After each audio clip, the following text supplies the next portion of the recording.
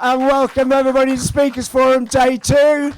As you know, this is trying to be the sort of political heart of the festival here in Green Gathering. We do similar things at Glastonbury in the Green Futures Field, just trying to keep a political perspective on festivals. It's not all about hedonism, that's certainly at night, a big part of it, but in the morning, in the daytime, there's time for a bit of brain food. And there's Mick Doherty talking about brain food. All right, Mick. So, I've got 55 minutes. The main thing I want to outline is different strategies for change, okay? Looking at past historical campaigns, how they've been successful and what tactics they've used. But I think it's worth starting out by just briefly whizzing over the systemic problems we have at the moment and why we absolutely do need change. And, you know, it's a fairly conventional green critique of corporate capitalism. We live on a planet with finite resources. Corporations, by very definition, have to make maximum dividend return for shareholders or their share price drops and they go out of business, but they're based on continuous growth. And obviously on a finite planet of a set amount of resources, we can't have continuous growth. It doesn't make sense. The second thing is pollution of all sorts, whether it's air pollution, PFAS chemicals getting into our body and into fish and the food system. But obviously the main and most pressing problem is carbon dioxide and greenhouse gas pollution, which is pushing the collapse of the climate. And it's worth just, let's do a very quick weather forecast, okay? A very quick weather forecast. Here we are in 2023. We've got a temperature increase of, on average, about 1.2 degrees centigrade. And obviously that is an average. On sea, it's lower, and on land, it's higher. And in particular, in the Arctic and sort of northern latitudes, it's considerably higher than 1.2. I think last year in the sort of Arctic and northern Canada, it was about a 3 or 4% average increase, which is obviously causing huge problems in terms of the normal climate just isn't being observed. It looks like before 2030, we're going to go past 1.5 degrees. By somewhere around 2034, the summer Arctic ice cap will have disappeared.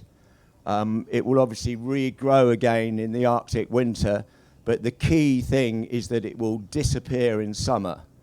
What does that mean? It means the albedo effect, when the sunshine hits white ice and is reflected back, goes. The sunshine now will hit dark ocean, and obviously dark things absorb the heat. So that means more heating in the Arctic. And obviously on the bottom of the Arctic, and in particular off the East Siberian coast, the Laptev Sea, it's fairly shallow there, about 70 meters deep. And on the bottom of the seabed, there are methane hydrates, which is basically methane gas that has been frozen as a hydrate, as a crystal, essentially. And when the water warms up, the methane is released from the hydrate and starts bubbling up as a gas. Now, if that happens in deep water, there's lots of bacteria in the ocean that can eat methane. But when it happens in the South Laptev Sea, the Laptev Sea in particular off Siberia, it's too shallow for the bacteria to eat that hydrogen, so that bubbles up to the surface, and that's a very, very potent greenhouse gas. And at the moment, there's probably about 5 million tons of hydrogen in the atmosphere. It's estimated by a very brilliant Russian scientist called Maria Sharapova that there's about 50 million tons of hydrogen as a hydrate on the Arctic seafloor. So, you know, when the summer Arctic ice cap goes around mid-2030s, that will likely increase the rate of heating of the Arctic and that will very likely start releasing large amounts of hydrogen. Moving on there, by the sort of end of the 2030s, 2040s, we're likely to get to 2 degrees centigrade. By the 2050s, we will likely see most of the rice growing areas in Southeast Asia, southern China, Thailand, Cambodia, Laos, Vietnam, they will be inundated by salt water. And obviously when salt water hits a rice field or any sort of field, it completely changes the ecology and you can't grow rice there anymore. So Sir David King, the ex-chief government scientific advisor, reckons that by 2050, there will be around 200 or 300 million people having to move from those Southeast Asian, formerly rice-growing areas. And so it's very likely that rice will cease to be an internationally tradable commodity. And we've just seen in the last few weeks with India stopping the export of some varieties of rice, and similarly the United Arab Emirates also stopping the export of their rice. Possibly in India it's more of a political thing. Modi's got elections coming up. Stopping exports has caused the price of rice in India to drop, which is good for his election prospects. But it's a sign of things to come. As the weather patterns change, obviously many areas cease to become arable, and if you can't grow food there, you're going to move from there. So as I say, Sir David King's estimating 200 to 300 million people from those Southeast Asian areas by 2050 will be shifting. Tim Lenton, a wonderful scientist from Exeter University, looking ahead to 2070, suggesting that many areas along the sort of latitudes of North Africa, the Middle East, northern India, southern United States will have so many days over 40 degrees centigrade that you just won't be able to grow crops. Okay, and that is a large parts of the planet on those latitudes. And Tim Lenton estimates that's about 1.3 billion people who will either have to live in air conditioning surroundings or move. And obviously, if you live with lots and lots of air conditioning, that puts huge pressure on the power supply. And if that goes and then nobody has air conditioning, then we're really in big trouble. I was talking to a friend who works for DFID in the Foreign Office, Cabinet Office briefing, looking at possible scenarios. Northern India, a certain amount of days over 40, 45 degrees. Everybody turns their air conditioning on. The power system fails, the medical system fails, and we're looking at mass die-offs of species and a distinct possibility of mass die-offs of humans. Some of you may have read Ministry for the Future by Kim Stanley Robinson, an absolutely beautiful book. But it starts 30 years ahead with an extreme heat wave in northern India. 20 million people die, and that changes politics in India. Modi gets kicked out, a sort of black ops group form up. But I would heavily recommend that book because it takes all the interesting things around at the moment from science and economics and social change and weaves it into a story where, we do at least survive as a species. It's not pretty, but we do at least survive as a species. So very briefly, that's the sort of the weather forecast looking on 50 odd years. So, I hope I've impressed upon you the truly horribleness of what that entails. And it's a horribleness that we as humans can't comprehend because we are fight or flight species. Okay, we've adapted to the lion round the corner. We haven't adapted to a big problem further ahead. And obviously our economic system is based on financial quarters and year-end returns, and our politics is based on 5-year election cycles. So, we may be clever, but we're not very wise. And it's up to us as, activist campaigns, ordinary people, to remind our politicians that there are bigger, longer-term things we need to be paying attention to, not just this year's economic growth forecasts. And obviously the third problem, the systemic problem with capitalism is inequality. Okay, the difference in wealth now is greater than it was in the times of the pharaohs. We have the 1% of the population, incredible wealth. The top 10% of the population produce more than 50% of the CO2 emissions.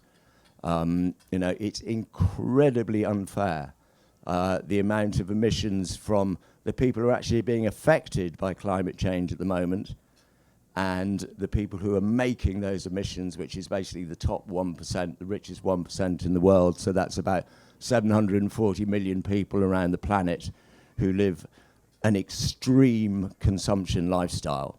And out of those 740 million, a lot of them live in Britain and Europe and the United States, in developed countries. We are, or that 1% in particular, are the problem. And the things we need to change, fairly obviously: food, housing, energy, transport, money, media. All these things are things that we can do as individuals. There are clear consumer choices there. Whether you buy corporate food from a supermarket with long supply chains, or whether you go to Chris Smige's Vallis Veg in Frome and get a weekly delivery box, which is delivered by electric bicycle. Similarly with energy, okay, hands up here. Who's got solar panels on their roof? Well, that's not bad. That's about a third. Who buys their energy from a renewable renewable energy company? Yeah, that's a lot better. That's sort of 70-80%. It's crazy trying to think long term, trying to think in a green way. If every month we give 200 or 300 or 400 quid to Babylon, to an energy company that is promoting oil and gas. Similarly with transport, similarly with money. Who's got a bank account here? Everybody. Who's got a bank account with Triodos Bank here? Very few. I would guess nationwide, yeah. So there are one or two banks now that don't invest in fossil fuels. Triodos Bank have now got a current account. Nationwide, because they're still a mutual building society, the Coventry Building Society. But if you've got your money in a conventional high street bank, you are supporting the oil industry, because they lend the money to carry on exploiting the resources. And we know that if we continue to exploit oil around Britain or anywhere, we will blow over. 1.5 is gone, but 2 degrees. It's very stupid to do. And similarly with media, there is corporate media and there is non-commercial based media. It's worth remembering in Britain, 80% of the media is owned by 5 billionaires who are offshore based, i.e. they don't pay tax in Britain, and their prime motive is making money. Okay, so it's very unlikely that they are going to be supporting a political movement or individuals who argue against consumption and against growth, because most media is based on selling commercial space. The BBC is an exception. The Guardian newspaper is owned by the Scott Trust. The Financial Times is owned by the Nikkei cooperative in Japan. But other than that, it's all owned by offshore-based people. But with the rise of the internet and, different sorts of media, it is possible to get a broader non-corporate based media, and it's really important that we as individuals not only subscribe to these organizations on time, but we give money to them, because they won't survive otherwise. Okay, so that's the sort of the preamble. I'm trying to build up an idea that we have a big problem ahead. So now let's look at strategies for change of how we can try and ameliorate and lessen those problems. Next slide, please.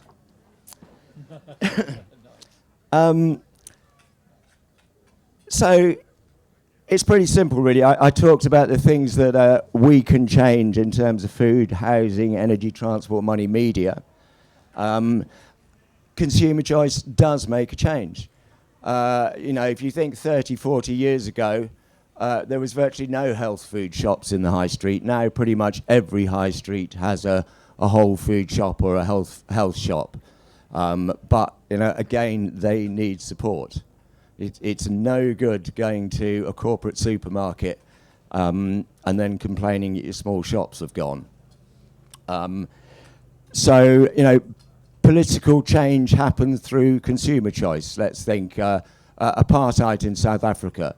A big part of that was, let's not buy South African oranges. Okay, that was consumer choice. Same thing in Israel, in the occupied territories in Palestine at the moment.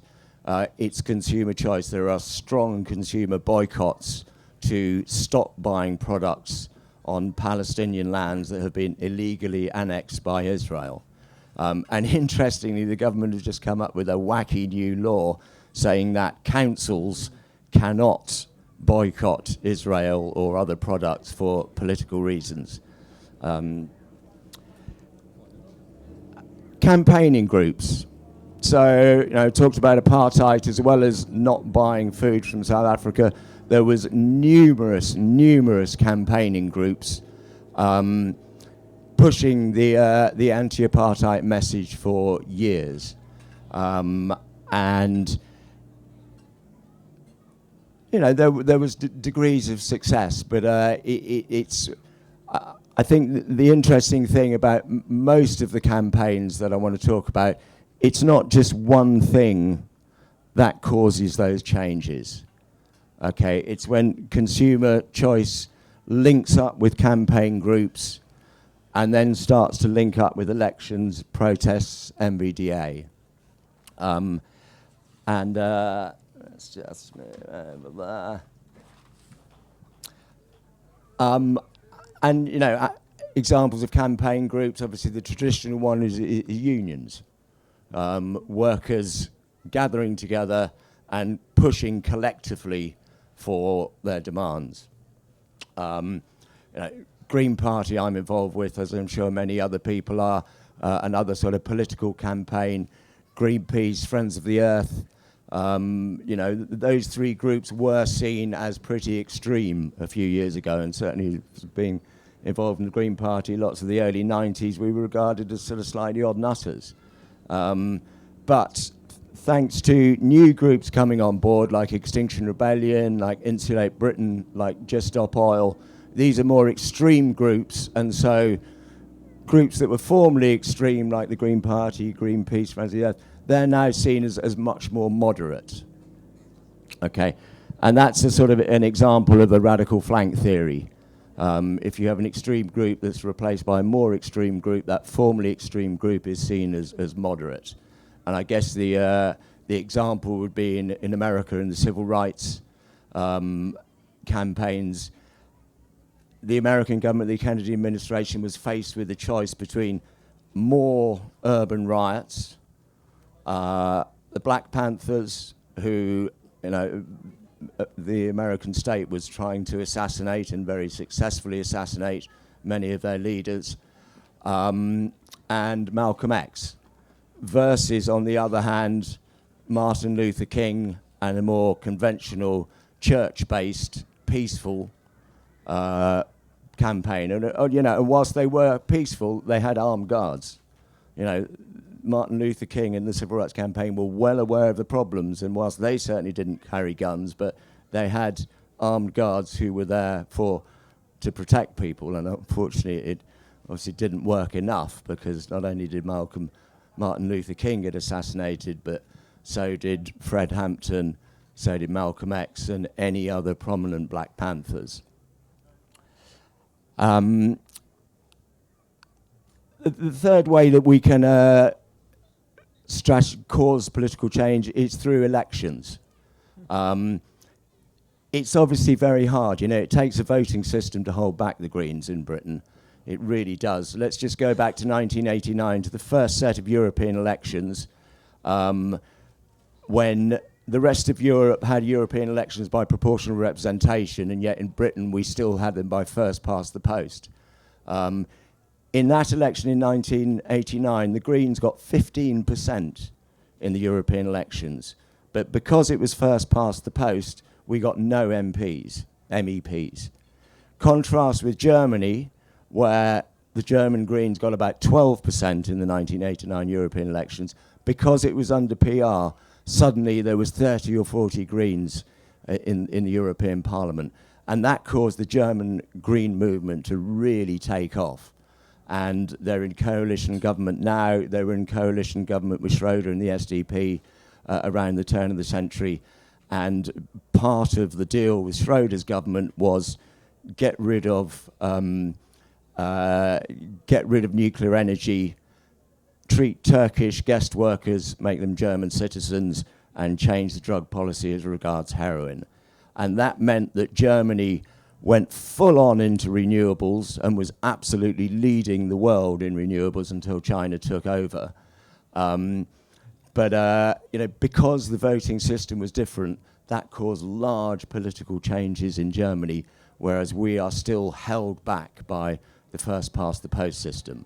But what it has meant is that in Germany, sort of green energy has gone into the political system, whereas in Britain we are pretty much excluded from the national political system, other than the wonderful Caroline Lucas. But what it has meant is that people have got much, much more involved in activist and campaigning groups in Britain. And so, in many ways we are far more radical and also very successful through using these other strategies for change. Let's look at protests. Strikes, demonstrations, they influence people. They use the media to get the message across to other people. And in theory, it should eventually influence politicians. And I guess sort of good examples of that are the Rhodes protests in the 1990s, Twyford Down, 1992, basically the rebirth of the British environmental movement. A bunch of people just simply getting in the way of diggers at Twyford Down. They were trying to extend the M3, going down a very, very beautiful area of Winchester. It just didn't seem necessary. So it started with 10, 15 people living on the land down there. They were known as the Dongers after the trackways around Twyford Down. And that grew and grew, using the media, using protest. And I think by the end of Twyford Down, which ultimately we lost that battle, but there were thousands and thousands of people getting involved. And after Twyford Down, then people moved on to the M11, Claremont Road, M11 being expanded, loads of streets emptied of their residents. Ouch, that felt like it hurt. Which meant that whole streets were squatted for years, and really strong communities built up there. Similarly with Newbury, a long extension of the M3 meant that for a couple of years we knew what was coming. So there was villages, I think there's up to 13 villages along Newbury route. And so each village had its very own particular feel. I think probably that most of them were tree villages, living in tree houses, which was just fantastic. I got a beautiful tree house in Newbury. It slept 22 people on the top level. It was a split level with a split level kitchen, a burner in the kitchen, a burner in the bed upstairs. It was fantastic. It really was. But those sort of protests, and similarly, against genetically modified food after the Rhodes protest, which, let's remember, we won. We won the Rhodes protest. We stopped the Conservatives' road building programs in the 90s. Reclaim the Streets sort of sprung out of Twyford Down, where loads of us had got nicked, couldn't go back to Twyford, so thought, let's bring an urban focus to climate change and the religion of the car.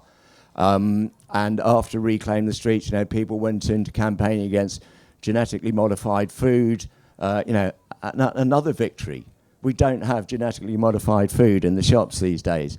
So although the future may appear shit, it's very, very good to remember that we do have little victories along the way.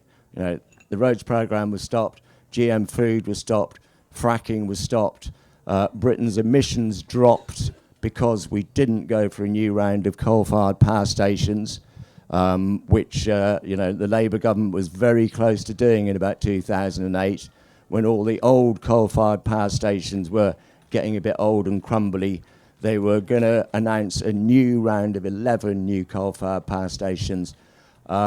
Campaigning groups got together, protest groups got together. We occupied Kingsnorth Power Station, the area around there, for a week, got huge publicity, and that was very much a factor in convincing Ed Miliband, the then Environment Secretary, to say there could only be new coal-fired power stations if they captured 25% of the emissions and carbon capture and stored it.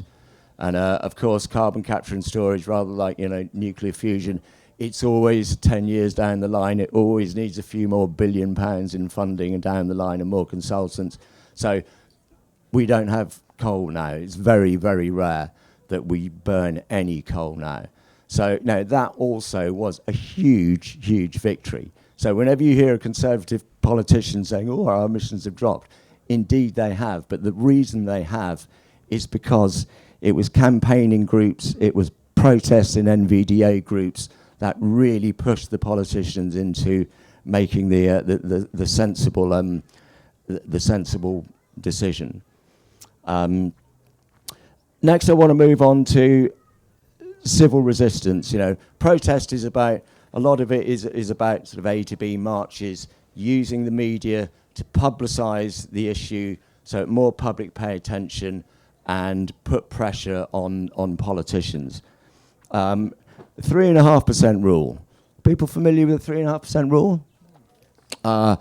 Very wonderful American academic, I think from MIT, called Erica Chenoweth, looked at successful post-Second World War revolutions and tried to find what were the successes, what were the reasons for the successes of those revolutions or campaigns.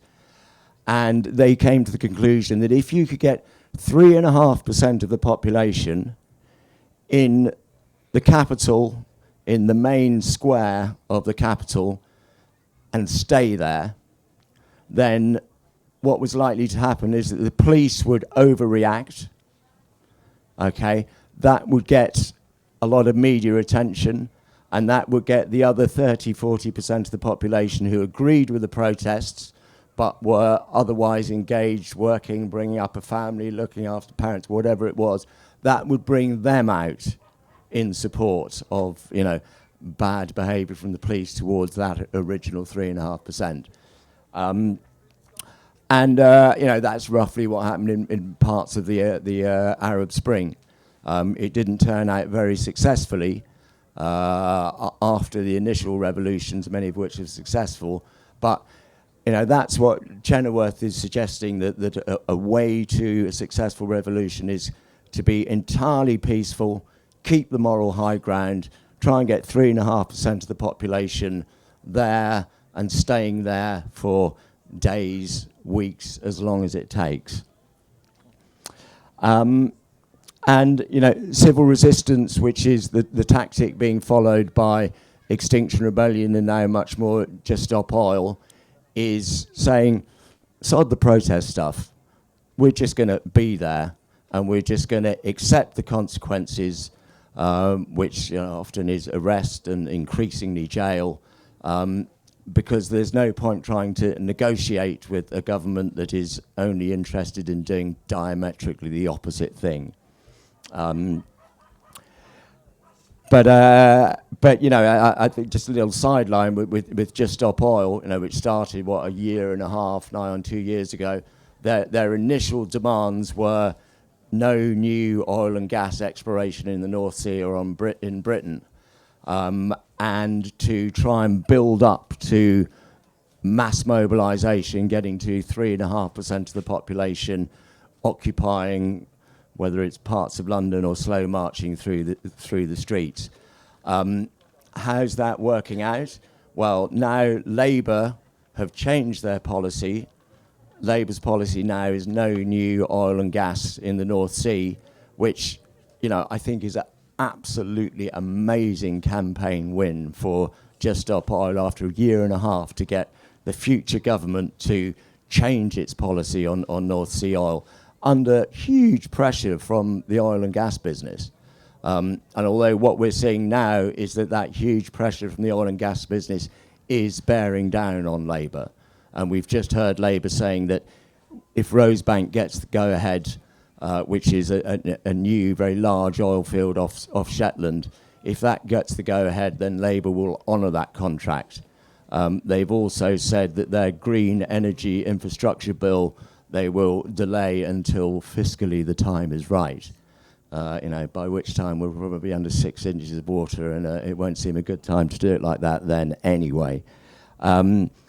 That's roughly the sort of the civil resistance of 3.5 rule, which is the strategy that Extinction Rebellion and Just Stop Oil are following.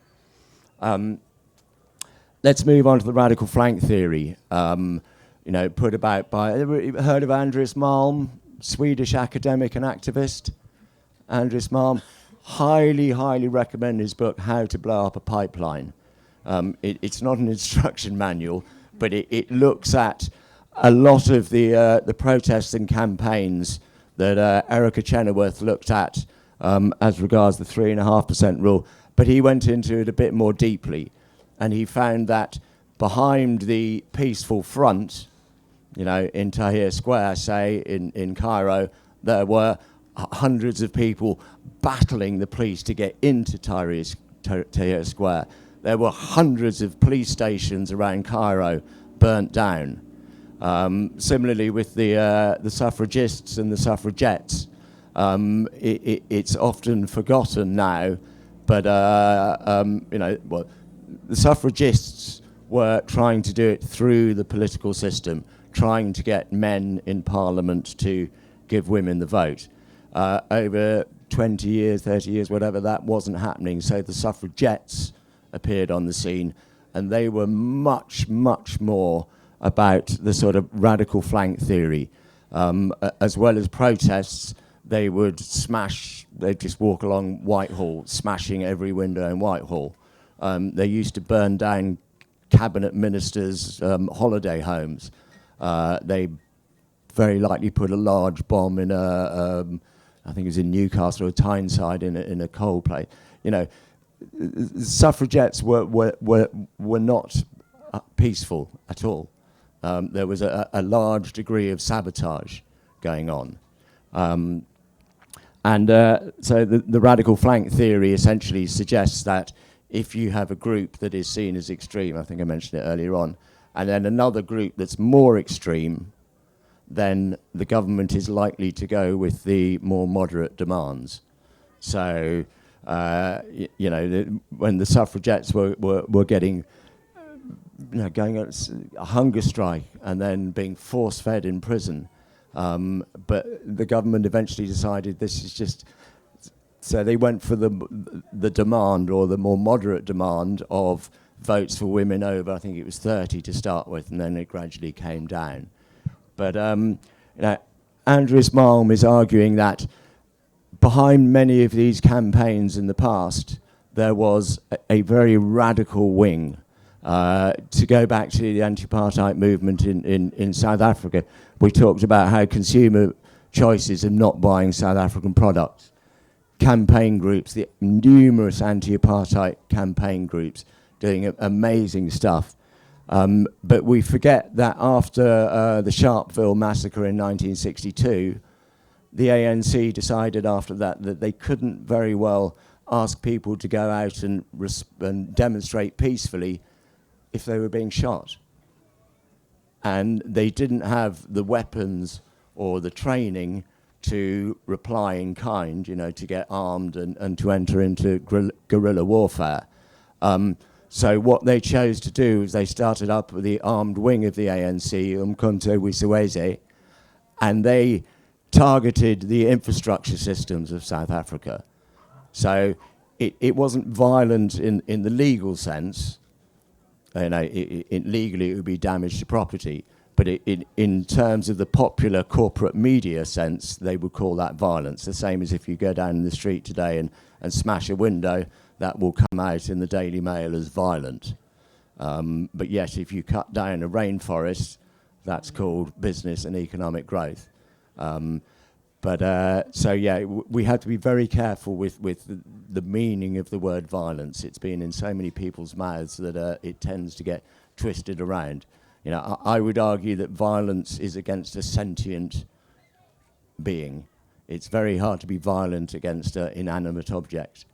Obviously a tree is not an inanimate object. How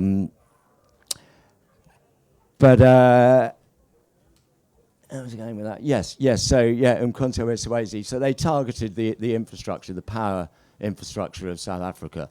And there was a lovely story when they targeted an oil refinery outside Johannesburg, and it burnt for days and days and days. And that huge plume of black smoke just reminded everybody in the townships in Cllr 2, in District 6, it reminded everybody that the ANC was still there, that there was still opposition to a very obnoxious regime.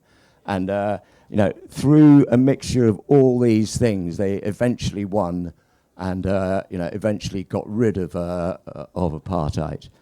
I think the other thing about the radical flank theory is damage to property and the difference between unaccountable damage and accountable damage. Okay, I guess one of the obvious examples is the Christian women who went for the Hawk jet trainers that BEA was selling to Indonesia, which they were using against the East Timorese. So these women broke into the RAF base where these Hawk jets were. They took hammers, they took their own blood, and they hammered these planes, caused huge amounts of damage, millions of pounds worth of damage, just with a hammer. And then they sat down, they put their blood on the plane, and they rang the station base and said, "Oi, we're here. Come and see what we've done." That is accountable sabotage.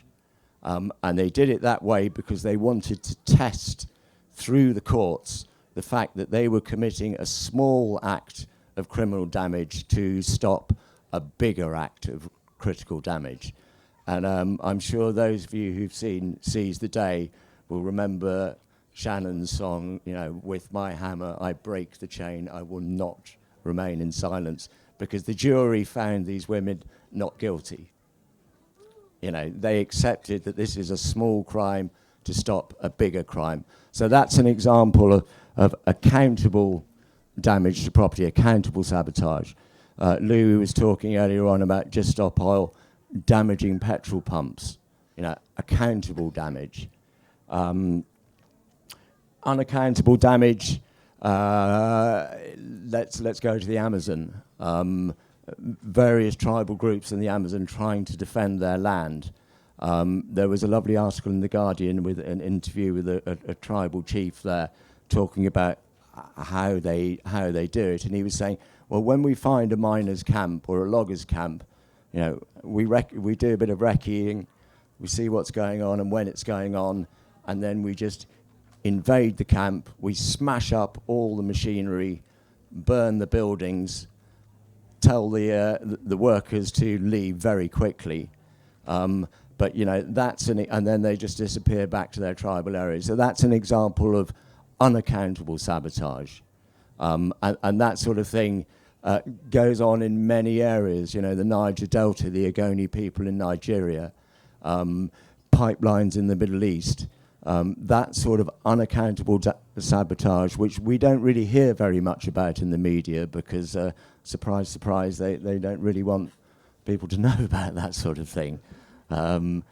But you know, it goes on, and certainly at Twyford Down in the roads protest, yes, it was very peaceful. It was A to B marches, but if we ever found a digger or 6 diggers, you know, sand would go in the oil pipe, hydraulic cables would be cut, salt would go in the petrol tank.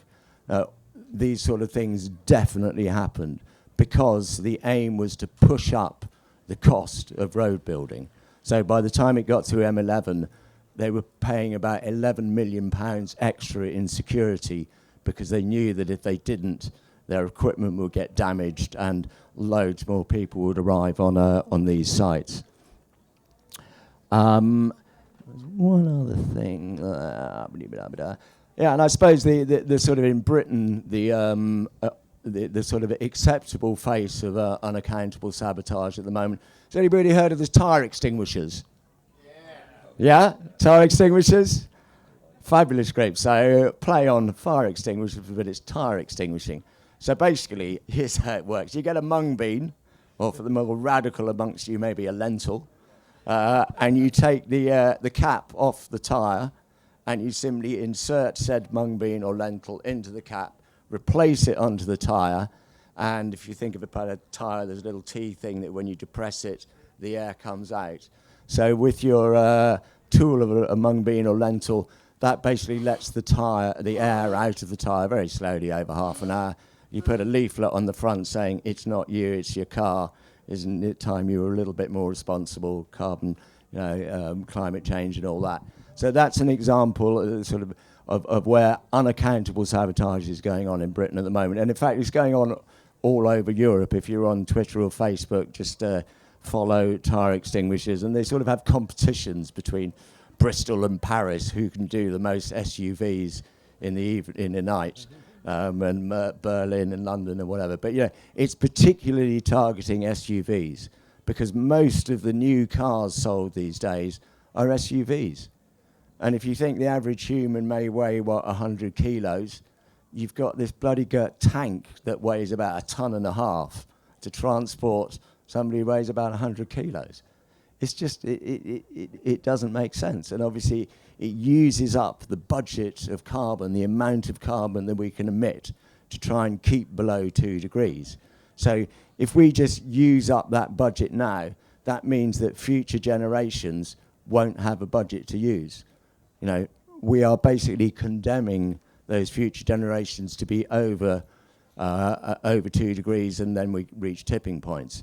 Of course, the government's answer to this and the IPCC's answer to this and this whole concept of net zero is the idea that you can carry on emitting now because in the future we will employ BECCS, biomass, and for energy and carbon capture and storage. So carry on emitting now, but we'll leave it to our kids to sort out carbon capture and storage and grow lots of trees which will suck in the carbon that we are merrily emitting now.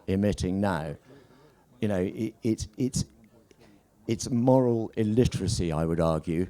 We hear many from the right wing criticising net zero because they think it's going to harm economic growth and their investments in the oil and gas industry. But I would heavily recommend Professor Kevin Anderson for his critique of net zero, because all it is just kicking the ball down the road to future generations to sort out. It's entirely irresponsible. I suppose it's also worth looking at warfare, because that is a strategy for political change. It's a strategy that is used not so much by us, but it's used by governments.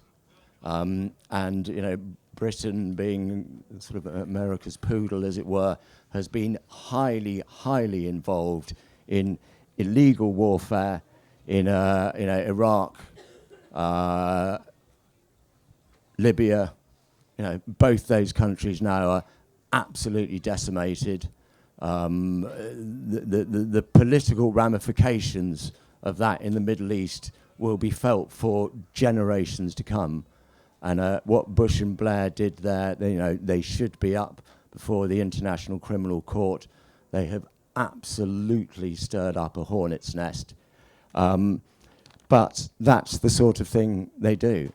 And I mean, although the IRA weren't involved in warfare, but it was certainly terrorism targeted mainly at property, although at times at people. So it's not only governments that do that, but it's mainly governments that engage in warfare.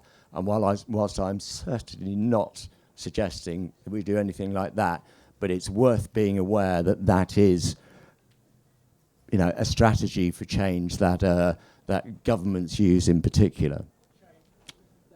Less than 10 minutes, okay. So I started off with the weather forecast. We are looking at various tipping points. Obviously, the temperature of the oceans are starting to heat up this year really considerably. If you've seen those fairly horrifying graphs of average ocean temperature, they are literally moving on a different scale to the past years. And I mentioned the Arctic, and if the summer ice cap goes there, the dangers of methane hydrates being released. Obviously, the sea level at the moment is rising 4 millimeters a year. Parts per million of carbon dioxide is going up at about 3 or 4 parts per million per year. We are absolutely approaching tipping points, but it's worth reminding ourselves about social tipping points, positive tipping points. Women got the vote over a space of 20, 30-year campaign. We stopped GM foods within a period of 3 or 4 years. We stopped fracking within a period of 3 or 4 years. Social change does come quickly, and we've got to remember that it can be positive as well. So, we are certainly going to be heading through a very, very traumatic period of change. But the key thing is that the direction of change is still up for grabs. Okay, and that is, it's up to us to choose which way that direction is going to go. But we ain't going to do it on our own. We're not going to do it just through buying greener products. We fell for all that greenwash in the 80s, 90s. Originally, green consumerism was about consuming less so that all can share it out a bit more. It got taken over by corporations, so we still have 27 brands of shampoo on the shelf, but now 18 of them say organic or green somewhere along the line. Doesn't really mean much. We have to consume less. That's the key point. But and the other thing, I've been involved in this for a bit, as I'm sure you all are, and when we were starting, this was always something pretty horrific in the future in terms of climate collapse. Okay, and I feel really quite guilty that my generation, that me as an individual, us as groups of individuals, didn't do more, because we are basically condemning future generations to a fairly grim future. But I just don't want to be sitting around in 10 years' time looking back at now, thinking, shit, I didn't do enough now, when we had a chance. So, the direction, things are going to change hugely, but the direction of change is not that clear yet. That's where we all come into it. But we've got to do it collectively. We can't do it individually. I think that's about all I got time for, haven't I?